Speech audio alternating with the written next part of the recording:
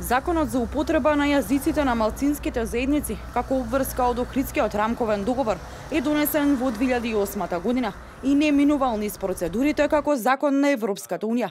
Сега потпаролот на ДУИ, Бујар Османи, најавува можност новиот закон за јазиците, што го договорија со СДСМ, да биде пуштен во собраниска процедура, означен со европско знаменце, како што се носат законите превземени од европското законодавство и се во согласност и по барање на Европската унија.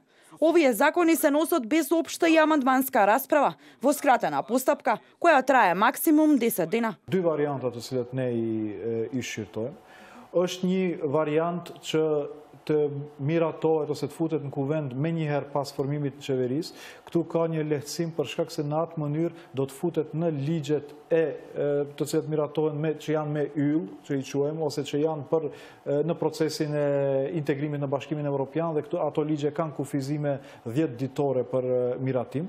Kjo është një variant që mund ta lehtëson miratimin e ligjit, është edhe një variant i tjetër që na jep ne një çfarë sigurie është të miratohet para formimit të qeverisë, por këtu tani nuk do kemi mundësi ta shfrytëzojmë këtë mekanizëm të procesit të integrimit. Но правните експерти велат дека ваквиот обид да се изгласа закон на брзина не само што ќе биде против воспоставената пракса во 2008 година, туку ќе биде и противуставен.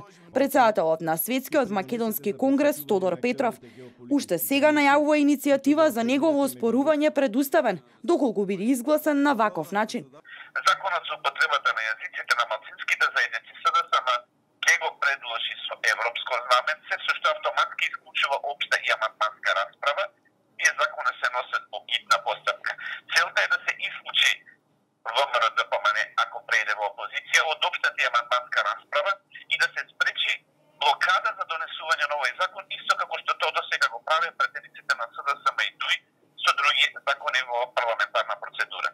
Од ВМРО ДПМН најавуваат дека ќе се спротивстават жестоко во собранието на донесувањето на законот, кој го сметаат за удар на унитарноста на државата.